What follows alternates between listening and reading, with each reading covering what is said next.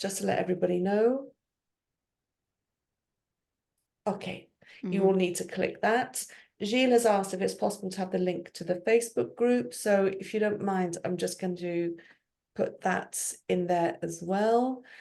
Just to remind people, and I'm sure that you've already seen and heard my comments, all of these talks are being recorded, and I will send the links to the recordings next week.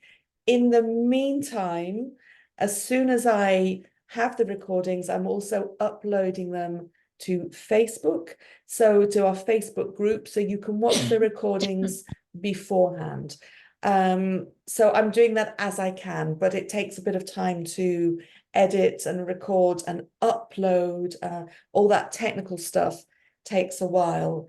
And my computer, although my computer is quite new, it's every so often it has to have a lie down. So it gets tired, it gets hot, it turns itself off, and I'm like, oh dear, please no. don't do this to me. So it's taking me a while to get all the recordings up, but that's unfortunately that's a problem with tech. Up until now, we haven't found a perfect solution. Maybe I can also say, Clara, could I just take this opportunity if I can, from the sessions that I've just dipped into and out, and I've seen such a response and so many people watching. I think we should all maybe give a little clap to Claire, because Claire is the one who's doing all of this hard work to put this all together. And I can imagine it's been extremely stressful today, because you've had like 4 talks. This is the 4th one today. And there is a lot of things that you have to do in the background, of course. I just have to speak. So thank you very much on behalf of everybody, if I may speak on behalf of everybody. No, that's really kind. Thank you, Lynn. I mean, it's not that it's stressful, because it isn't stressful. The best thing, and this is what other teachers have been saying as well, the people who've been speaking at this summit, we have been completely overwhelmed by all the positive comments, by so many people coming to the talks, so many people taking part in the Facebook group, so many people commenting, saying how useful that the talks are. And this is really thank you to all the teachers who've given so much of their time as well. And I think that there's something very special about this summit, because it's designed specifically for people who want to get to advanced level, people who often don't get much help, because often they're studying on their own, and often, you know, they've got exams coming up and it's really stressful. I personally have been so overwhelmed by all the positivity and all the support that people coming here have shown. So I am absolutely astonished and honored. I think that's the other thing, because some of the talks, we've talked about how emotions can help you learn, about being kind to yourself, about brain-friendly ways of learning. And these messages are so important, that, you know, really English can be your superpower. English opens the doors for you to have the life that you want and to have the life that you deserve. And I'm absolutely bowled over, as we say, amazed, and so happy that people are enjoying the summit. So really, it's not a stress, it's a pleasure to be able to help so many people. So, you know, my clap to all the teachers who are taking part, you know, so brilliant. So yes, sorry, that's a long explanation of how I feel, but yes, it's been an absolutely amazing experience. And of course, also tomorrow is our final day. We have 3 more talks tomorrow that I hope that you will all be able to attend. So yes, anyway, back to you, Lynn, back to listening and exams. And we are actually at the 6 p.m. point. So what I'm going to do, if you're ready, Lynn, what I'm going to do is I'm going to mute myself. I've made you the co-host, so that means that you can share all your slides. I'm going to mute myself, and I will take comments in the chat box. Just please, one final reminder before we start, please make sure that you are all muted.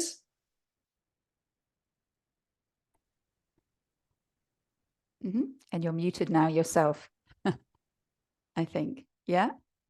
Okay. All right. Thank you very much, Claire. Okay, so as you can see, the topic of the talk today is about how to improve your listening in the advanced exams. Now, of course, many people, when it comes to preparing for the exams, some of my students have said to me, we know how to prepare really for reading and use of English because there's so much material online and we can practice and there are grammar books and things like that. But when it comes to the listening, sometimes people are a little bit lost about how they can, what they can do apart from just doing the practice tests. And many people just do the practice tests and they feel that their scores in the practice tests when they're doing them, they're always staying the same. They're not making any improvements. So what I'm trying to do with this talk is to identify areas and give you some ideas of things that you can do to try to improve your performance in the exam listening. Okay. Now, the talk today is just going to be in 3 parts. So basically, I'm going to give at the beginning a very little explanation, hopefully, of some theory about what actually happens in our brains when we're listening. Then this is the major bit of the talk. I'm going to speculate about what might be going wrong in your exam listening. But of course, remember, every student is different. So some of the things that I mention here may not apply to you. The important thing about exam preparation is for you to understand which areas you need to improve. So hopefully I cover some of those areas and then you'll be able to extract some of those tips which might be useful for you. And I'll finish off by giving you some general tips on what you can do to prepare for the exams, how you can try to train yourself before these advanced exams. So let's get going and we'll start with a little bit of theory. So I've just written a very simple sentence. If I say this sentence, hi, I'm Lynn, I'm an English teacher and I live in Spain. That's a little introduction that I might make, for example, on this talk. Now, what happens when you actually hear that sentence? So there are a few theories about how we listen, but one that particularly appeals to me is by Mary Underwood. It's quite an old theory. And there are 3 points of her theory which I think are relevant to exam listening. So she describes the oral process. The oral process is this process by which we listen and we understand. And she said there are 3 steps, which I think are really important. So the first thing that happens when you hear me speaking is that the stream of sounds goes into what she calls the echoic memory. And in the echoic memory, we break down the stream of sounds into meaningful chunks. So you can maybe think of this, or I think of this a little bit like what you really hear is a series of sounds, a little bit like a melody. And this echoic memory, often this makes sense because you can remember the rhythm, the way people speak. They say, Hi, I'm Lynn. I'm an English teacher and I live in Spain. So the first thing we're getting is kind of a stream of sounds. Now, those sounds, of course, can be represented by the phonemic chart. If I was to translate that sentence in phonetics, it would be something like this. This is, hi, I'm Lynn. I'm an English teacher and I live in Spain. Now, how are you going to make that into chunks? Well, there's a couple of things that are happening there. You might notice where I'm breathing and where I stop to take breath, just a quick instant, is a kind of pause. And I've represented that by a space here. So again, I'll say the sentence, hi, I'm Lynn. I'm an English teacher and I live in Spain. Okay. So you might identify pauses, and that's a way to break it down into meaningful chunks. Another way you break it down is because English is a stress-timed language. And when I say, hi, I'm Lynn, I'm an English teacher and I live in Spain, then those green words are the words that I stress. So that also tells you in the stream of sounds what could be a meaningful chunk.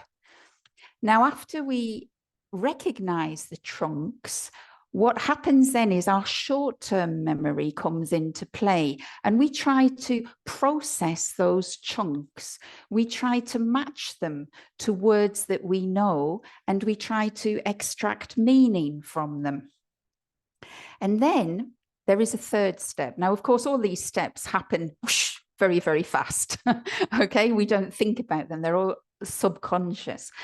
And in the third step is, once we have extracted the meaning that we can from the chunks, we actually make a decision. We make a conscious decision about whether we want to keep this information or not. Now, some of the information we hear, we may decide we want to remember. And then what happens then is we transfer it to our long-term memory so that we can recall it later.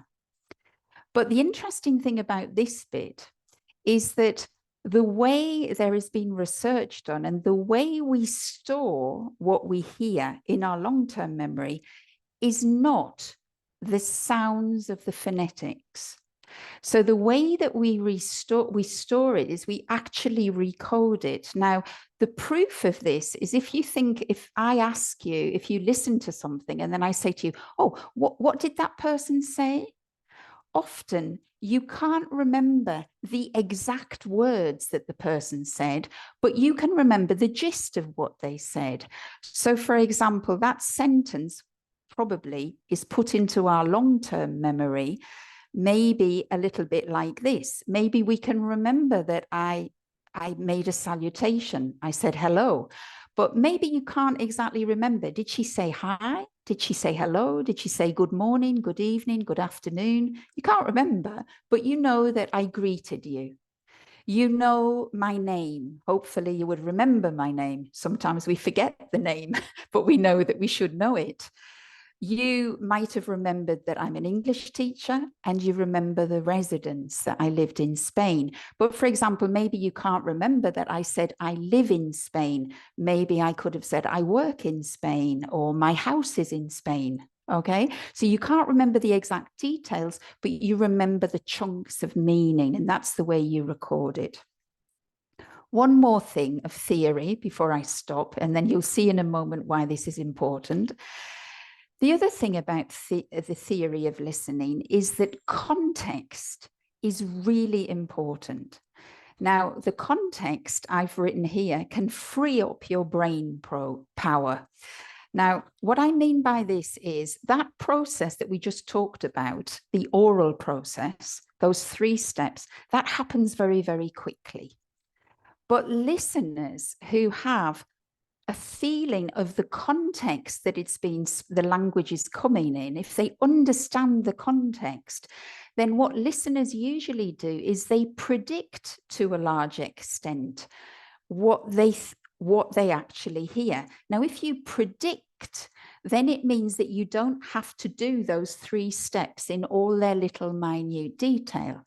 And then you have more brain power freed up. So you're not listening for every single word. You're just listening for things that you expect to hear. If you don't hear them, you notice that, that was different to what I expected, but you're expecting certain types of information.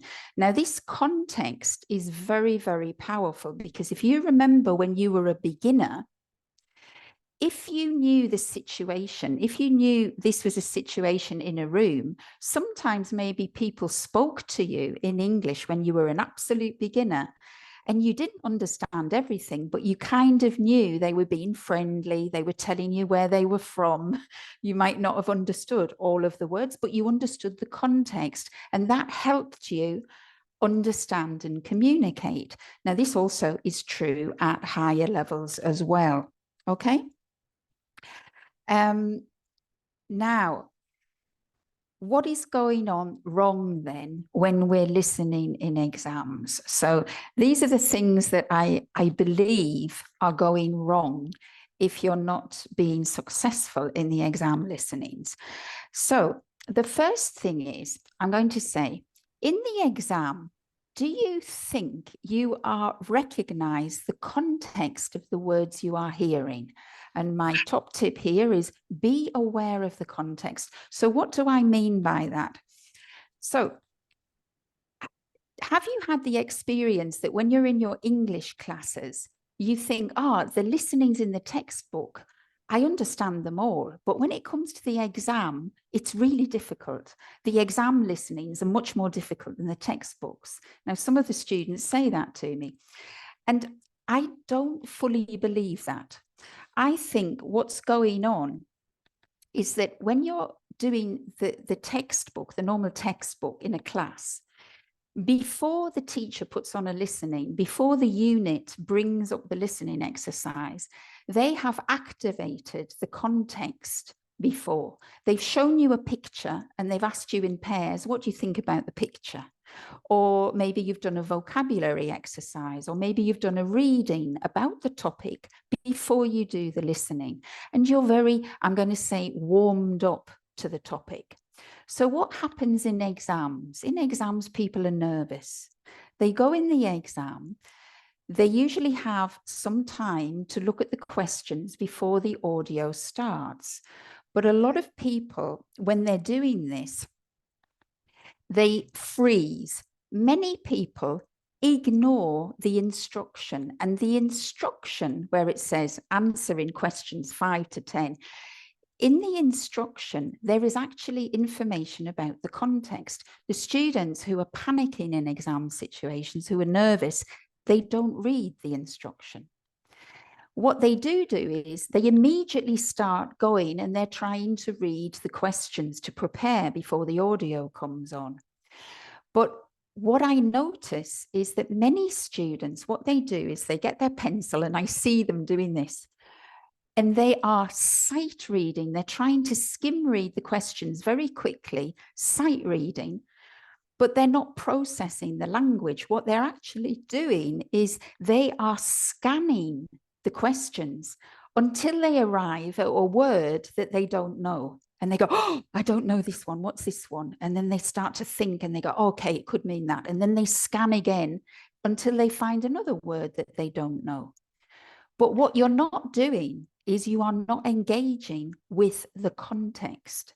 So you don't know what you're listening for, and you don't really process the language that you're reading. You're only sight reading it, but you're not thinking about it. So that's a problem. And then the next problem, which is the big problem, is the audio starts. And what happens? You're completely cold. So you end up doing that theory, that oral process, cold. You have no context. You're listening to streams of sound. You're panicking because you see questions. You're trying to process the questions at the same time to understand what's going on. Okay. And that, of course, is a situation that we've got to avoid. We've got to avoid that you're listening cold. Because if you're listening cold, then you're not going to have enough brain power there to be able to do the complex things that the advanced listening tasks require that you do. So it's very important. Read the background, the instruction first, and ask yourself, because you have to activate the context. There's no textbook here saying, think about this, think about that. You have to do it. You can do that very easily. You simply ask yourself 2 questions. What do I know about this topic already? And if you don't know anything, you have to speculate. And the second question you should ask is, what do I want to know about the topic, or what do I think they're going to be talking about? Try to set yourself up a little framework of what you expect from the listening. Now, when you do that and you listen, the information on the audio will be confirming, or it will be contradicting your predictions, but this is active listening. This is not listening cold, okay? You'll see at the end of the talk, I've got a little example with multiple choice questions, so you'll see how I do that, okay? The second thing that can happen to you is maybe you can't match the sounds that you're hearing to any word that you know, okay? Now, this is often a problem of pronunciation. And when it comes to pronunciation, I think there are three aspects of pronunciation that are particularly relevant at advanced levels, and that if you don't have these aspects, it's going to cause you difficulty. So the first thing is, some of you probably know this, but English has 12 vowel sounds. Now, there are 5 vowels in the alphabet, A, E, I, O, U, but we have 12 ways of pronouncing those 5 vowels. We also have in English 8 diphthongs. Diphthongs are combinations of 2 vowels that are spoken together in quick succession. So if you add the diphthongs and you add the vowels, we have 20 sounds that represent the 5 vowels that you see in the written alphabet. Now, for many languages, this is a huge amount. Spanish is a phonetic language. You don't have 12 ways of saying the vowels in Spanish. And I assume that other languages have a similar problem. Now, the vowels, everybody says, oh, okay, that's quite easy. It's A, E, O, U, you know, that's the vowels. Yeah, I recognize the vowels. But I suspect that many people at advanced levels are not capable of distinguishing between the vowels and the diphthongs. Now, distinguishing between the vowels and the diphthongs is important, because if you can distinguish between the vowels and the diphthongs, this can help you distinguish between different accents. Now, you're never required in the exam to recognize which accent is which, but accents cause problems for people. They say, oh, they're not talking like the way my teacher talks. Now, for example, let me give you an example. I'm from the north of England, and in the north of England, we tend to say quite strong, short vowel sounds when it comes to A, the letter A. So, for example, the word bath, I pronounce it bath.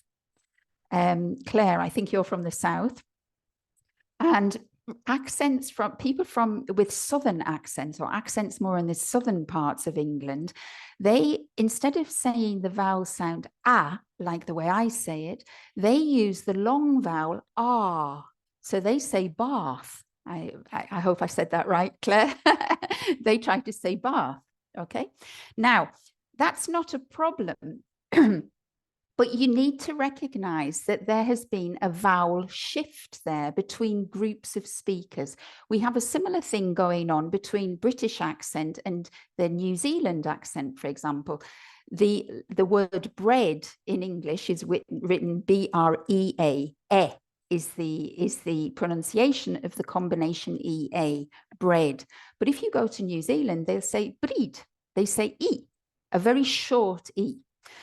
Now, these shifts in vowel sounds are common from the accent.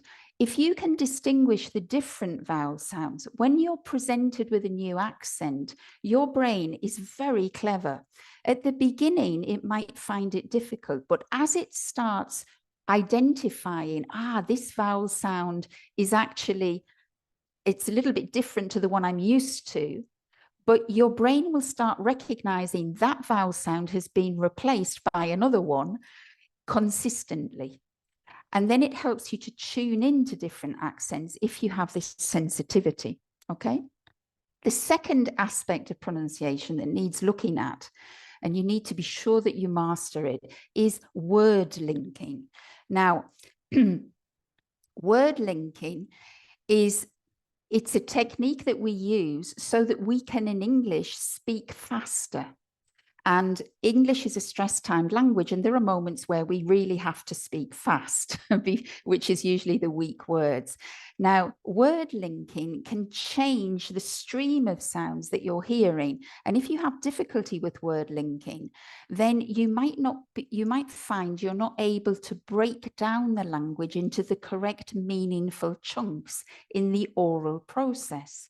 So, for example, if you look at my little introductory sentence, hi, I'm Lynn, I'm an English teacher. Can you see that I didn't make a pause there? And from the an, English, this N joins, and I'm actually saying, and the M joins with the A, and I'm saying, I'm an English teacher. I'm an English teacher. And this N has been pushed forward to the English. Now, in this sentence, of course, you're advanced learners, you understand that.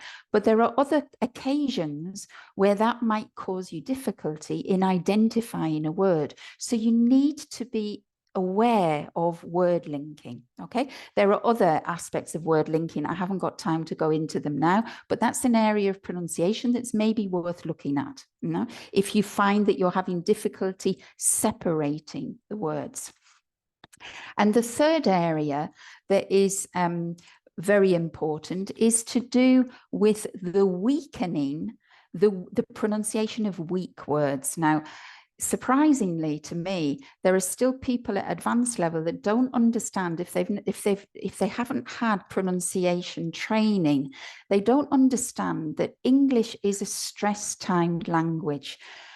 So in that sentence, when I say, hi, I'm Lynn, I'm an English teacher and I live in Spain, I said the words in green, I stressed those words.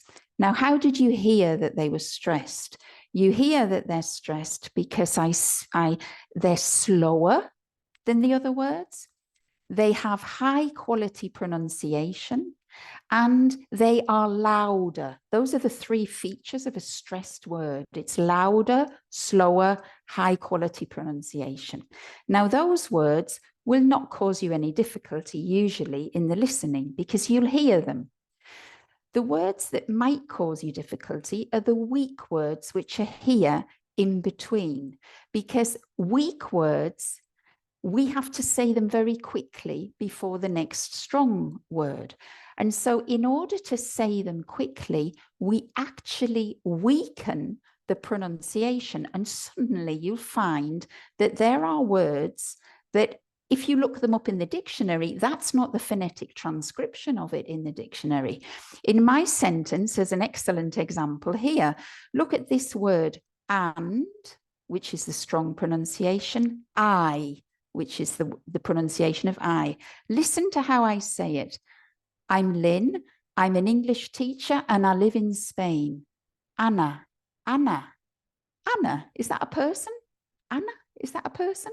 No, it's not. It's and I, okay? And if you see the phonetics here, you can see it here. The D has disappeared from the and because I'm speaking very quickly. And I've weakened the pronunciation of the pronoun I, and I'm saying ah. Now I say ah because I'm from the north. Probably Claire, if you were saying it quickly, you might say you would say the schwa, but you wouldn't be saying necessarily I, which is a very strong form of the word. Now, having a good knowledge of the pronunciation of weak words will help you with the speed. If you're having problems with the speed of the listening, it's probably because you're not aware of the weakening of the weak words. Okay, now the sentence I gave you is very simple and it doesn't cause a problem, but at advanced levels, it's things like I must have been crazy to do that, which is I must have been crazy. Those three combinations, the modal verb and the two auxiliaries, they are completely different pronunciation in fluent speech to the way you would normally expect it. You would expect must, which is weakened to must, have, which is weakened to of, and been, which is weakened to been. I must have been crazy. I must have been crazy. So if the speed is causing you problems, you need to work a little bit on awareness of the weakening of the weak words, okay? The good news is there's not many weak words. The weak words are usually prepositions, auxiliaries, and pronouns, okay? So it's a limited list. The third area that you might have problems is that you don't know the vocabulary. Now, I'm going to go very quickly with this, because I know that some of the other talks have covered vocabulary learning, but the vocabulary, obviously you can have problems with vocabulary at all areas in the advanced exams. But when you're listening to practice, if you're practicing with practice tests, I suggest that you use the opportunity to discover new vocabulary. So after you do the practice tests, you should always look at the audio scripts, and you need to consciously make an effort to notice the words or the expressions that you don't know. Now, it could be that you, in the context, you understand them, but try to open your eyes and scan through that audio script and notice words that you didn't really know. And the other thing that you should notice is maybe you've understood the words and you say, yeah, I didn't know that word. It's not a word I'd use, but I understand it in context. At that point, don't just write it down. Think to yourself, how do I normally express that? If I don't use that word or that expression, what do I normally say in English? Now, why is that important? That's important because what you're doing is you're extending your capability of paraphrase and synonyms. Now, the whole listening exam functions on the basis of paraphrases and synonyms. In the questions, you will have a way of expressing an idea that you have to find in the listening. But I guarantee you in the advanced exams, it's never going to be in the exact words that the words are in the questions. It's going to be a paraphrase or a synonym. Because you are advanced speakers, it's no longer sufficient after B2 to have one way of saying things. You have to have 3, 5, 10 ways of saying the same thing. That's what gives you fluency. That's what gives you panache. That's what makes you feel, oh, great, I can speak English. Okay, so you have to really consciously make an effort to try to broaden your vocabulary and also to broaden and link that new vocabulary with existing paraphrases and synonyms that you have, because that also helps memory when you store them. And the last thing I'll say about vocabulary is, remember, I know that my other colleagues, I think Ben was mentioning this too, remember that you have to go out of your comfort zone with these advanced exams, because in the listening, there are going to be listening topics and genres of listening. You might have science subjects, you might have sports subjects, film, psychology. You're going to have a range of topics. So remember that when you are looking at vocabulary, if you're going to extend your vocabulary, you've got to try to expose yourself to different genres, even if it's stuff that you're not really interested in. This is where exam listening differs from the kind of experience that Bree was talking about, which is listening for pleasure, if you like. Exam listening, you've got to force yourself to be exposed to these other areas. Okay, and then we come to the last one. I'm trying to hurry up now. I've got 3 or 4 more minutes. But the last thing that's going to cause you problems is, how good is your long-term memory? Now, if you can remember back to my original bit about the oral process, I said to you that the last step is that normally you decide, shall I keep this information or shall I not keep the information? Now, in normal conversations, in normal communication, real life communication, you, the listener, decide on that. You decide what's important to you and what you want to remember and what not. The big difference with the exam listening is that's not your choice. You have to listen to what the examiners want you to listen for. And they are the ones that are going to be making that decision. The good news is they're going to tell you about it. They give you a list of questions. That's what you've got to listen for, and that's what you've got to remember. Now, if you haven't prepared and you haven't got techniques for preparing the questions before you start to listen, then chances are you're going to waste your good listening skills and brain power by remembering the wrong information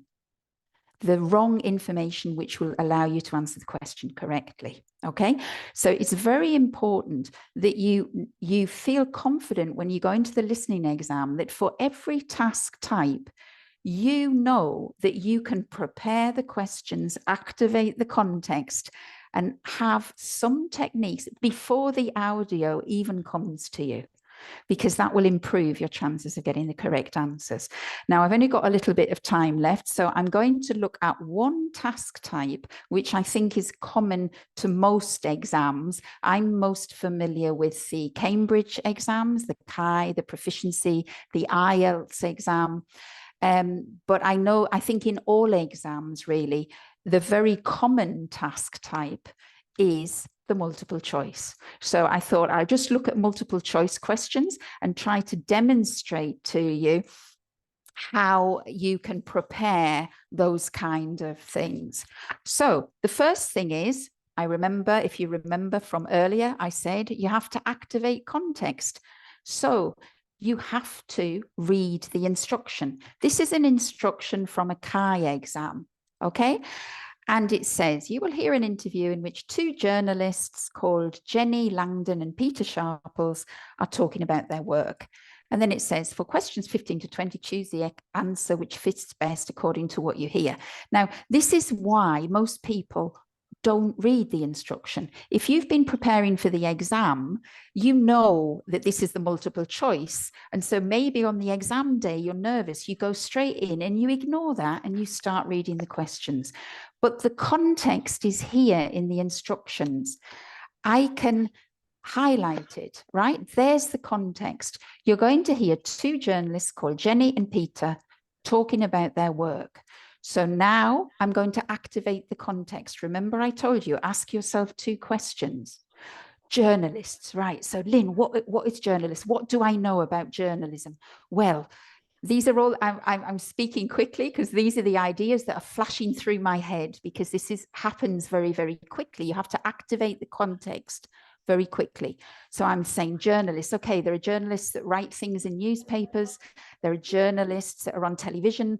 There are journalists on the radio. Okay, they're talking about their work. All right, predict. What do you think they're going to be talking about? Well, maybe they're talking about pay and conditions. Maybe they're talking about long working hours. Maybe they're talking about how did they become journalists? Oh, hang on, lots of journalists are being killed in these war zones. Maybe they're talking about how dangerous journalism is. Okay, so I've already activated a few areas, which is hopefully putting on little lights in my brain and activating the context.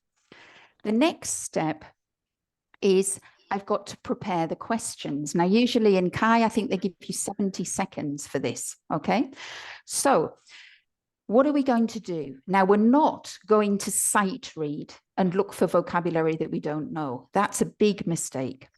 So the thing that I suggest is to look at the question stems. Now, this is the question stem. I hope everybody can see my cursor. Can you see my cursor when I'm moving it here?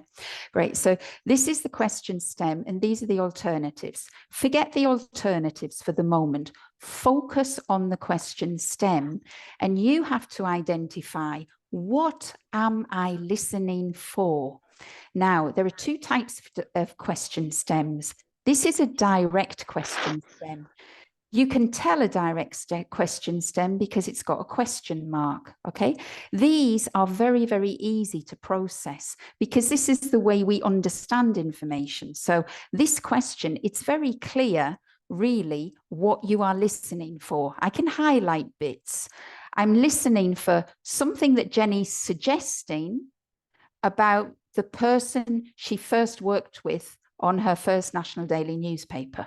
Okay, notice that when I am saying, what am I listening for? I'm trying to paraphrase it a little bit. I'm processing the language. I'm not just reading the exact words. Okay. So we need to listen for, what does Jenny say about the editor, the first editor she ever worked with on her first paper. Okay. That's what I've got to listen for. Direct questions are pretty straightforward. The problem are these types of question stems. These are what I call indirect question stems. You can tell them immediately because look, there's no full stop and there's no question mark. This is an incomplete sentence.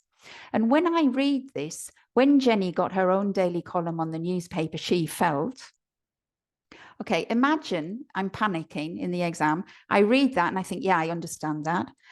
And then the audio starts. And then I'm listening to the audio and I'm thinking, oh God, what did I have to listen for? Now, if my eyes go back to that, I then have to process again. I have to understand it. And I start reading. Oh, now we're getting into problems here because the audio's running and I'm still processing. What is it I have to listen for? Okay, this is no good. So you have to prepare these type of question stems. My advice is to reformulate it before the audio starts into a direct question. So the direct question here is, I'm listening for, how did she feel when she, and then I've just put ... because in the exam, I wouldn't bother writing out the whole thing. I would just highlight when she got her own daily newspaper. But what I'm really listening for is, what did she think? How did she feel? Was she happy? Was she, yeah, how did she feel? That's what I'm listening for. So this has to be identified very, very clearly. Now, my advice, if you're slow, just identify the question stems and know before the audio starts what you're listening for, because when you're focused on listening for specific information, that's what you will hear. Okay. If you have more time, and I hope you do, and I think with practice of this reformulating you do, you can actually hopefully read the alternatives before the listening starts. And here, one thing I want to point out is that in advanced exams, the multiple choice questions are deliberately tricky. And in Cambridge, the multiple choice questions, the alternatives always have two elements. So I train my students to identify the two elements. Look at this. How did she feel? She felt satisfied that the good work she'd done. She felt relieved. She felt determined, unsure. This is the feeling. And then we've got another bit, that the good work she'd done elsewhere had been recognized. Now, that is a very long sentence. This is where the paraphrasing, you have to paraphrase. What does that mean? Process it. She felt good because maybe she'd done something good before and they gave her a prize. Do you see how I'm imagining, I'm processing that language? That's what you've got to do. Okay, and identify the two elements. Now, when the audio starts, you shouldn't really be looking at this, is my advice. My advice is focus on what you're listening for. Listen to all of it before you start looking at these. And my advice, number one advice, top tip for Cambridge is always eliminate. Don't go for what you think is the right answer. Eliminate the wrong answers first. And you'll probably find, because they're trying to trick you, they'll probably mention all of these things, but it will not be the right combination with the feeling. Okay, so you have to match both things. And my final comment on this is, again, this is really important about reformulating indirect questions, because if you have confusion by reading this indirect question stem when the audio is playing, then what you end up doing naturally is you look at the alternatives. And then what you start doing is listening for the alternatives. And as soon as you hear this kind of idea expressed, you think that's the right answer. And you've fallen into the trap that the examiners have laid for you. Okay, so the basic thing is focus on what you're listening for. If you can prepare the rest of it, think of paraphrases, because you're not going to hear this, you'll hear other examples, other ways of expressing this, and activate that vocabulary. Right, last 2 slides. I'm sorry, I'm 5 minutes late. How to prepare. Go out of your comfort zone. Practice listening to different genres, different topics. Notice the vocabulary. Work. If you're doing practice tests, read the tape scripts, the audio scripts afterwards. Notice vocabulary. Listen in different environments, because probably when you're practicing, you're listening with earphones. In many exams, you're listening in a big room. So practice listening in your kitchen with a loudspeaker on, okay? Practice the question preparation. This is a real key one for me. That kind of preparation of the multiple choice questions, you need similar preparation techniques for the other tasks in the exam. And it's a question of practice. You need to get faster at reformulating, identifying what you are listening for. That's what you have to do before the audio starts playing. And you have to get practice paraphrasing. So keep practicing paraphrasing. Sometimes I tell my students not to bother listening to the audios, just to practice preparing the questions, okay? Because you need to get quite fast at it. The faster you get at it, the more attention you can devote to the listening, and the less attention during the listening you have to devote to the reading, because it's when you're trying to multitask that the wires get crossed and you have problems. And finally, if you think pronunciation, accents, speed, identifying words is causing you a problem, then you're going to have to do a little bit of work on pronunciation. My advice on pronunciation is make sure you can distinguish. You don't have to produce. Nobody's after you speaking perfect English. I think another speaker said that. It's not necessary to have a perfect English accent. That's not the aim. But you really need to be able to distinguish between the different vowel sounds. You can use the Phonetic Chart app. There are many apps on the internet that you can use, and you can press it and listen to the vowel sound, and make sure that you can recognize word linking and notice the weakened words in the stress timed language. So I think I've probably been going very fast. I hope that most of you have followed that. And I hope some of it has been useful. Maybe. No, thank you so much, Lynn. Yes, no, that's really, really useful. And speaking also as someone who prepared students for the advanced exam, the thing that you mention about these questions actually are there to trick you when you see the word, for example, relieved, as you mentioned her emotions, how she felt relieved or disappointed. What often happens is when you hear that word in the audio and you see it written down, you think, oh yes, that's the answer. But in fact, they're tricking you.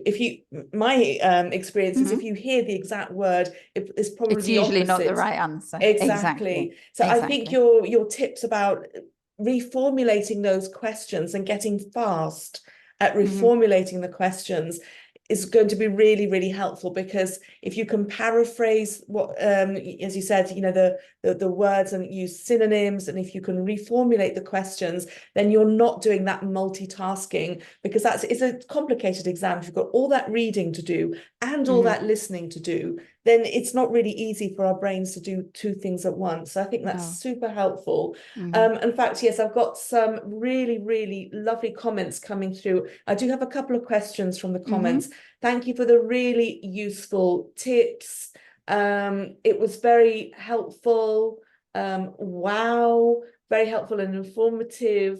Really helpful, extremely interesting and useful. So I think lots of people have found this very, very useful indeed. Please, if you've got questions, put them in the chat, because I've got a couple of questions that came up from Lynn's talk, and I'm just going to ask these questions to Lynn. So the first one is this: the ability to pronounce sounds is closely connected to the ability to listen, but does it work the other way around?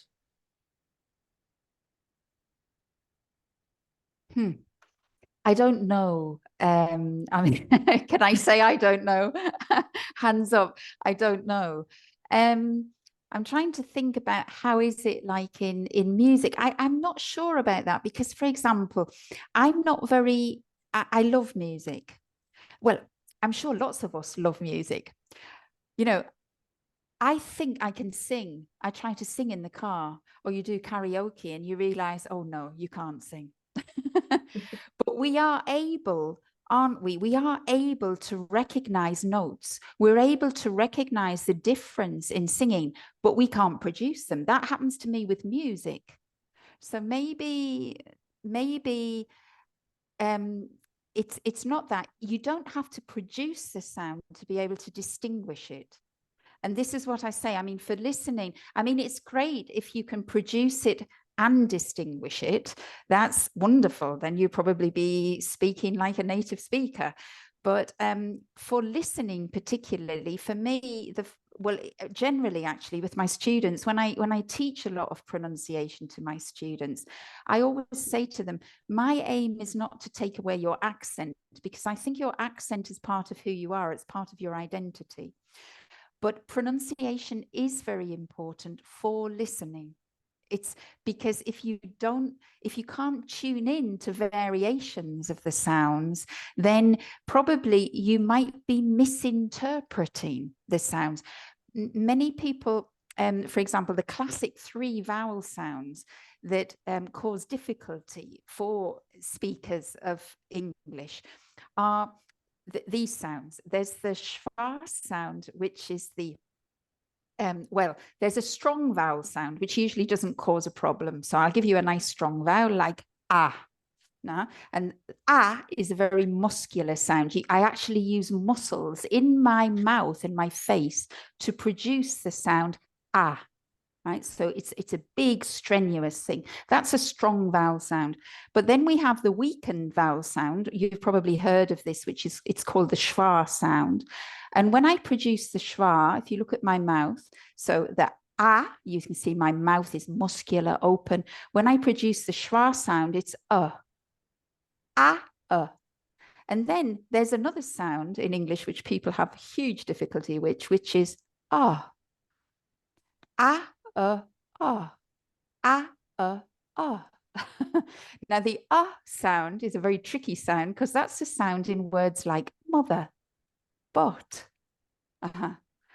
And that's a sound that a lot of languages don't have. They don't have that. They don't have the schwa, the and they don't have this other one, this And in the sound, there's no muscles being used, but you have to open your mouth wider so that you can have more air in there. So they're very slight differences, but you know, they can help you to tune into accents, and they can help you recognize things. Because if you don't distinguish the sounds, the danger is that you transfer your own language vowel pronunciation, and that's what in your brain you are expecting to hear. So I can give an example that I teach in Spain. So often there are words in English that the writing is completely different to the way they're spoken. So for example, let me think of an example. Well, my name, could I say, my name, Lynn, my name is Lynn, L-Y-N-N-E. In Spanish, people will try to say line or line or line. Yeah, they have no idea how to pronounce that. Now, if you haven't heard me and you can't distinguish, then probably in your brain, you know the word, you've seen my name written, it's L-Y-N-N-E, but maybe you're actually not capable of recognizing it in fast English. I don't know what's happened there.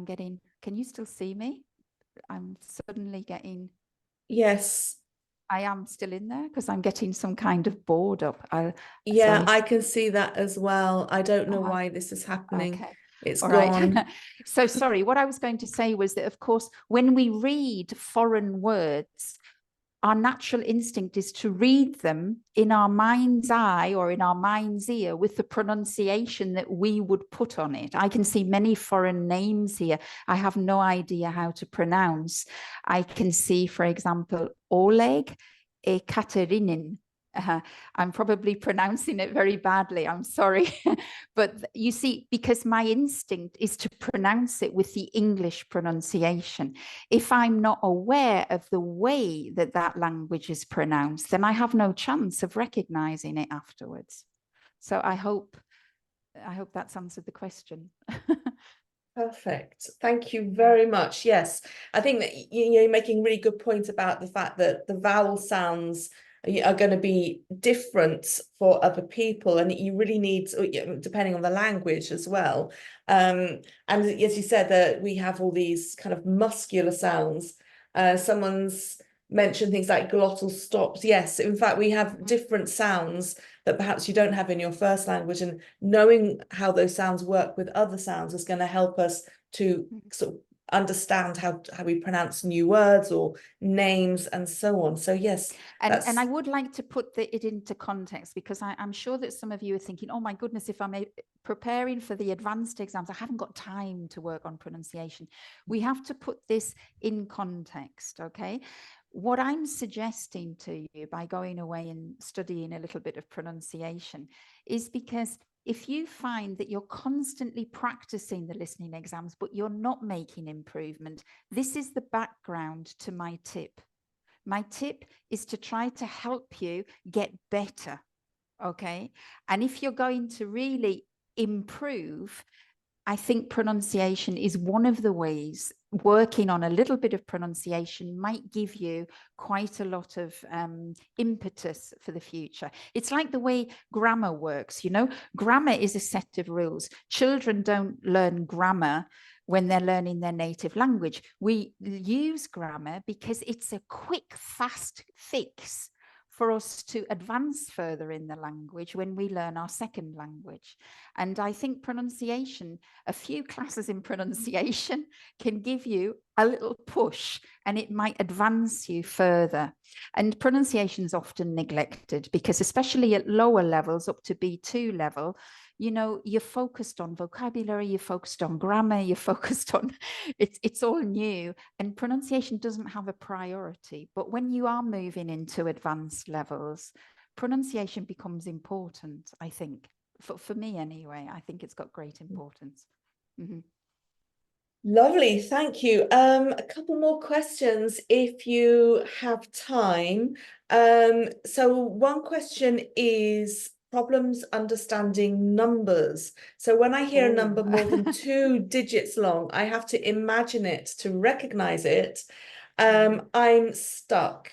And it's a big problem because if I encounter a number during listening, I lose a lot of time on recognizing it. So I miss the following words.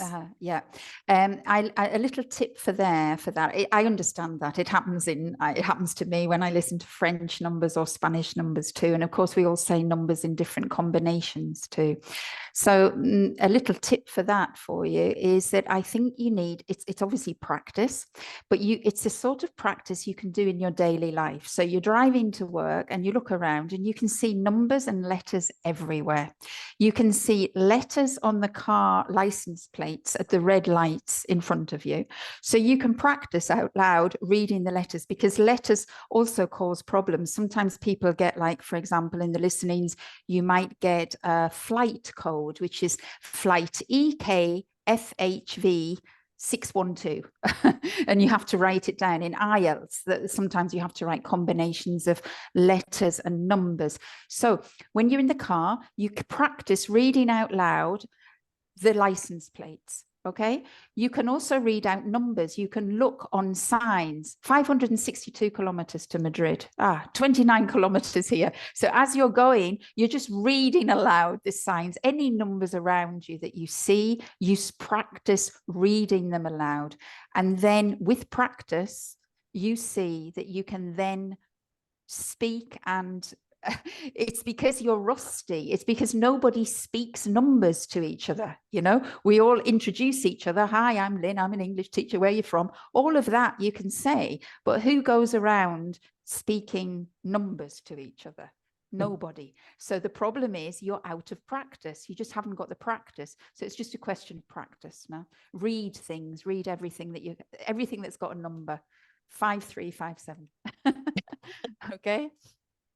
That's lovely. Yes, yes, a lot of it is practice, isn't it? And it's getting familiar, as you say, with how we phrase numbers, where we put the and, for example, in numbers like 300,000, 330,000. So where we put the and to distinguish between units, that's also quite tricky. A couple more questions here. I found it more difficult to understand native speakers when their speech is full of filler words. And another problem with native speakers, I have problems with native speakers around me. They speak fast and not clearly. Well, they're not clearly is the aspect of the stress-timed language, which is the true pronunciation of English. That's the true pronunciation knowledge level. And if you've been listening to non-native speakers speaking English, many non-native speakers speak English with the same rhythm as their mother tongues. So, for example, Spanish people, because I'm in Spain, I'm always using the Spanish example, but Spanish people understand each other perfectly well when they're speaking English, because many of them speak with the syllable timed language. And so they understand each other perfectly. And then they have problems understanding native speakers because we have this stress timed language. Again, pronunciation, knowledge of weakened words. Then you'll solve that problem. But you need maybe a few pronunciation lessons in the weakened words. I find that's very interesting. The thing that we come back to again and again is that you improve your listening by improving your pronunciation. So it's the vowels, the sounds, it's also how we link words, it's how stress is involved, and the fact that English pronunciation is quite unusual, that it's stress timed and not syllable timed. I think coming back to pronunciation again and again is something that I'm going to take away from this talk as being one of the fundamental ways to improve your listening skills. It's through improving your pronunciation. But it's also, please, I do want to stress, it's also activating the context. Please remember the context. The more context you have, the better you will understand. My father didn't learn languages, but when he visited me in any country I lived in, he used to have conversations for half an hour with people. And it is possible to communicate with people without accurate language, but it's people who have the feeling of context. Yeah. So do activate your context. That's really important. And the third thing that's really important, they're all equally important. Third thing is know what you are listening for. And you don't get to choose it. The exam chooses it for you. Remember that. Okay. Because it's counterintuitive. It's counterintuitive to the way that we normally listen. Yes, lovely. Thank you very much. Someone has just commented, the deeper into the topic, the more questions, and that's that's very true. But yes, thank you so much. I wanted to say really thank you to Lynn for a really, really interesting talk. And someone has made a really nice comment about, let me just go back to what it was. I don't want to take up people's time too much, but yes, valuable, dedicated teachers. And so thank you, Lynn, because your talk was really, really informative. It was really interesting to see exactly how we process listening. So all those oral things that we do, and as you said, the things that happen quite quickly, but it's really interesting to have the theory of how we listen to help us to improve our listening. So that was also a really nice part of the talk that I wanted to highlight for people. So yes, I wanted to say, Lynn, thank you so much. I think you've really helped people feel a little bit more empowered with their preparation for listening. So don't feel discouraged. The tips that Lynn has given you have given you ways that you can really, as she says, improve your performance. And that's a really positive thing to take away, that it is possible to improve your performance. And I'd also like to thank everyone for coming this evening, and for dedicating your time to the talk. I really appreciate your attendance. I will send you the link to this recording. I will also send you the link to the chat. I will save the chat because it's always interesting to have a look at the questions afterwards. So that's probably enough from me. Thank you once again very much indeed, Lynn, for your knowledge and your expertise and your actionable tips. Okay, and thank you very much for all the participants and listening to us. I'm sure you've got nice things to do in the evening for your dedicated listeners. Okay. Thank you. Yes, and see everyone tomorrow. We start at 10 a.m. tomorrow morning. I will send you an email so you know exactly what to expect. Thank you once again. Have a lovely evening, everybody, and take care. Speak soon. Bye-bye. All right. Bye-bye. Bye-bye. Bye-bye. Bye-bye. Take care. Bye-bye. Bye-bye. Bye bye, everybody. Bye-bye. Bye bye. Thank you. Bye-bye.